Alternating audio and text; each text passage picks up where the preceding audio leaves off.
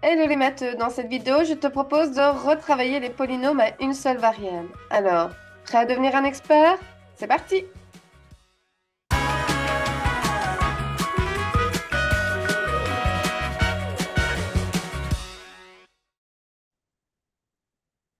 Et c'est parti pour aborder les polynômes à une seule variable.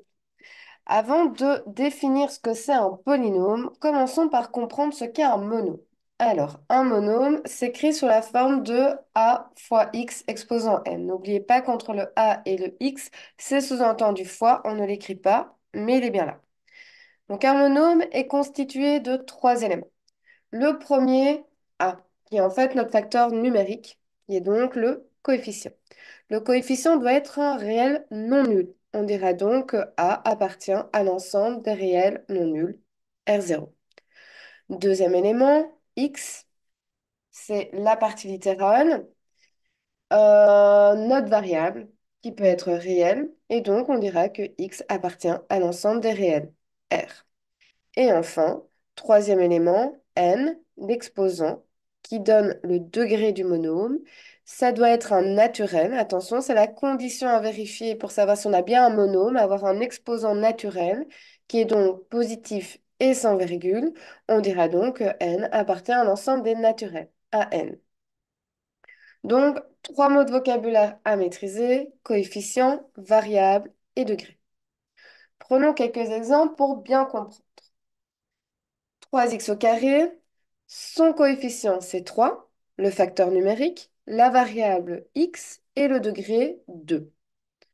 Moins 7 à exposant 5, le coefficient moins 7, a la variable, et c'est un monôme de degré 5.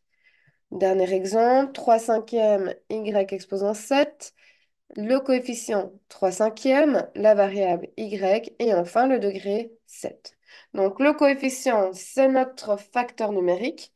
La lettre représente notre variable, on peut la remplacer par n'importe quel nombre réel. Et enfin, l'exposant qui nous indique le degré. Et cet exposant, attention, doit être un naturel pour que l'expression soit un mono. Prenons quelques contre-exemples pour que vous compreniez bien la différence de ce que c'est un monôme, ce que ce n'est pas un monôme. 2x exposant moins 5. L'exposant, c'est moins 5. Ce n'est pas un nombre positif, donc moins 5 n'appartient pas au nombre naturel.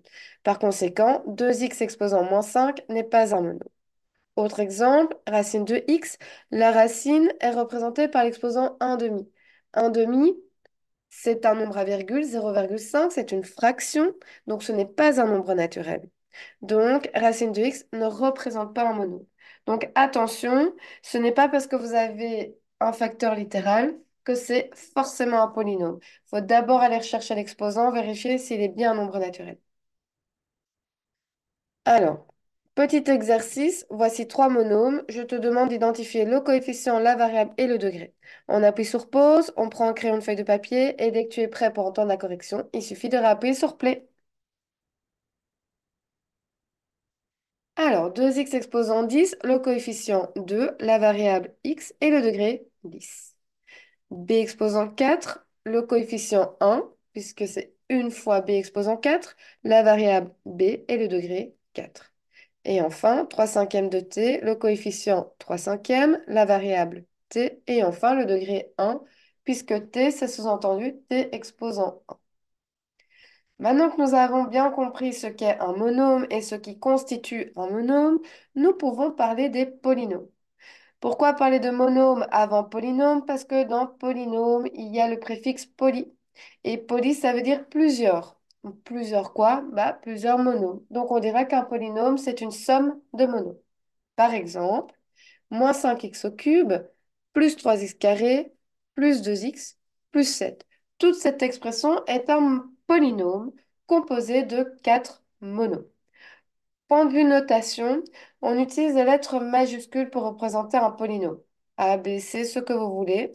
Mais du moment que ça doit être, enfin, du moment que c'est une lettre majuscule, pardon. Ici, je vais utiliser la lettre P parce que polynôme, ça commence par P. Et comme la variable de ce polynôme est x, c'est un polynôme de variable x, ça se note P de x. Donc P est simplement le nom du polynôme Et comme la variable c'est x, on la met entre parenthèses. Donc P de x, ça se dit polynôme P de variable x. Et comme c'est un polynôme de variable x, vous l'avez entendu quand je l'ai dit, Px, ça se lit P de x. Polynôme P de variable x. Alors, quand on a un polynôme, on peut le caractériser de différentes façons. Donc, on va creuser un peu ça. Première manière de le caractériser, c'est de déterminer son degré. On a quatre monômes. Chaque monôme a son degré. Mais pour déterminer le degré de tout le polynôme, on va aller identifier le plus grand exposant. Ici, le plus grand exposant, c'est 3. Donc, comme le plus grand exposant, c'est 3, on va dire que le polynôme est de degré 3. Ensuite, moins 5x au cube, sa valeur dépend de x. 3x carré dépend aussi de x. 2x dépend aussi de x. Par contre, 7 ne dépend pas de x. 7 n'est pas un monôme qui varie. 7, ça va rester fixe. Donc, 7, c'est ce qu'on appelle le terme indépendant. Indépendant, puisqu'il ne dépend pas de x. Au niveau de son degré, 7, c'est sous-entendu 7 fois 1. Alors, le degré se détermine à partir de l'exposant d'une puissance. Donc, 1, il faudra le transformer sur la fin d'une puissance. À partir de x, évidemment. 1, si vous vous souvenez bien, c'est ce qu'on obtient systématiquement quand on a une puissance dont l'exposant vaut 0. Donc, en fait, c'est 7 fois x exposant 0. Donc, ça veut dire que 7, notre terme indépendant, est de degré 0. Alors, autre chose aussi, vous savez qu'en maths, on aime bien quand c'est carré, quand c'est structuré, organisé. Une manière de structurer un polynôme, c'est de classer les monômes par degré. Et donc, on va privilégier l'ordre plutôt décroissant, aller du plus grand exposant vers le plus petit exposant. Ici, c'est bien le cas, on va de l'exposant 3, x au cube. Ensuite, on a l'exposant 2. Ensuite, l'exposant 1, puisque 2x, x est sous-entendu exposant 1. Et 7, nous venons de le voir, c'est exposant 0. 3, 2, 1, 0. On dirait que le polynôme est ordonné. Nous avons donné un ordre dans les monos. Et enfin, comme c'est un polynôme de degré 3, on peut faire une sorte de compte à rebours à partir de 3. 3, 2, 1, 0. Et voir si on a bien un monôme de degré 3, de degré 2, de degré 1 et de degré 0. Ici, c'est bien le cas. On a x cube, puis x carré, puis x, puis 7 qui est de degré 0. Donc, on dirait que ce polynôme est complet, puisqu'on a bien des monômes de degré 3 à 0. Degré, terme indépendant, ordonné, complet. Quatre nouveaux mots de vocabulaire à maîtriser. Prenons un autre exemple. Alors, le polynôme P de x cette fois-ci, c'est 3x exposant 5 moins 2x plus 5x au cube moins 1 plus x exposant 4. Premièrement, déterminer le degré de ce polynôme. Pour pouvoir le déterminer, on doit relever le plus grand exposant. Le plus grand exposant ici, c'est 5. Donc, c'est un polynôme de degré 5. Ensuite, notre terme indépendant. Quel est le terme ici dont la valeur ne dépend pas de x? C'est moins 1. Donc, moins 1 est le terme indépendant. Est-ce qu'il est ordonné? Non, il n'est pas ordonné puisqu'on passe de l'exposant 5 à l'exposant 1, à l'exposant 3, à l'exposant 0 et on termine avec l'exposant 4. Donc, clairement, les monômes ne sont pas classés par ordre décroissant de leur degré. Donc, c'est un polynôme non ordonné. Est-ce qu'il est complet? Est-ce que comme c'est un polynôme de degré 5, 5, 4, 3, 2, 1, 0, est-ce que j'ai un monôme de degré 5? Oui. Est-ce que j'ai un monôme de degré 4? Oui. Est-ce que j'ai un monôme de degré 3? Oui, 5x au cube. Est-ce que j'ai un monôme de degré 2? Non. Donc, c'est un polynôme incomplet puisqu'il nous manque le degré 2. Dernier exemple qui permet de faire attention et d'appuyer sur un réflexe à avoir. J'ai le polynôme P de x qui est 3x plus 1 fois 2x moins 5. Avant de pouvoir déterminer son degré, le terme indépendant et voir s'il est complet, il faut d'abord le réduire. Et en parallèle, quand on réduit, on ordonne. C'est une manière aussi de structurer notre polynôme, donc on peut plus facilement déterminer, extraire les informations que l'on souhaite extraire de ce polynôme.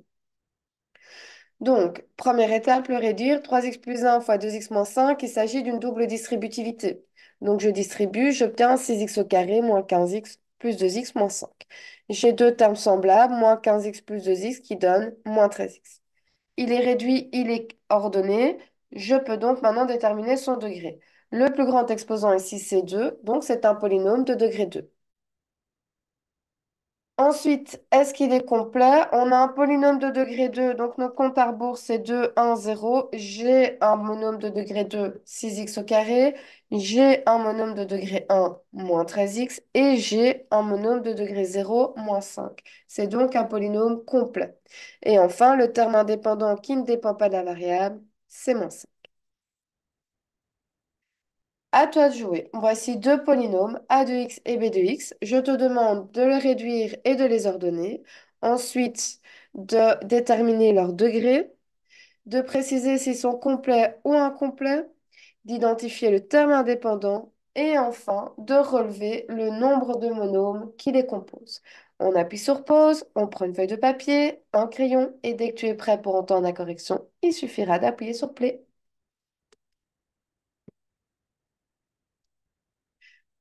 Alors, première chose, réduire et ordonner. A de x, assez simple, j'ai juste à identifier les termes semblables. J'ai x exposant 4 moins 3x exposant 4 qui donne donc moins 2x exposant 4.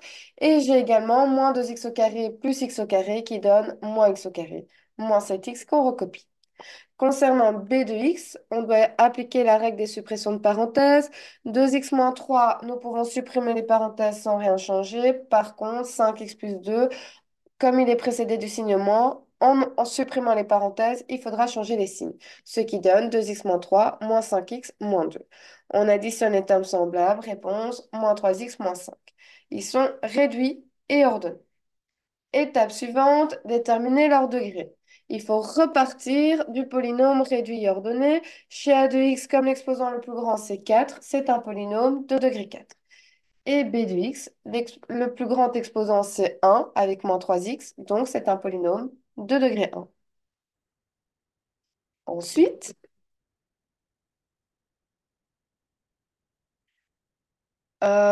il fallait déterminer s'ils sont complets ou incomplets. À nouveau, on démarre du polynôme réduit et ordonné. Chez a de x, on a le polynôme de degré le plus grand, c'est 4. Notre compte à rebours, c'est donc 4, 3, 2, 1, mais je n'ai pas de monôme de degré 3. Donc, c'est un polynôme incomplet. Concernant b de x, moins 3x moins 5, on a un polynôme de degré 1. On a bien le degré 1 et le degré 0 avec moins 5, donc c'est un polynôme complet. Quatrièmement, le terme indépendant, chez a de x et les sous-entendus, c'est 0. Et chez b de x, moins 5. Et enfin, combien de monômes les composent? À nouveau, partir du polynôme réduit. Chez a de x, j'ai 3 monômes, moins 2x exposant 4, moins x carré et moins 7x. Et concernant b de x, je compte deux monômes, moins 3x et moins 5. Et voilà, j'espère que cette vidéo t'aura aidé. N'hésite pas à le dire en commentaire. Quoi qu'il en soit, la règle d'or pour réussir en mathématiques reste toujours la même. Faire régulièrement des exercices à la maison.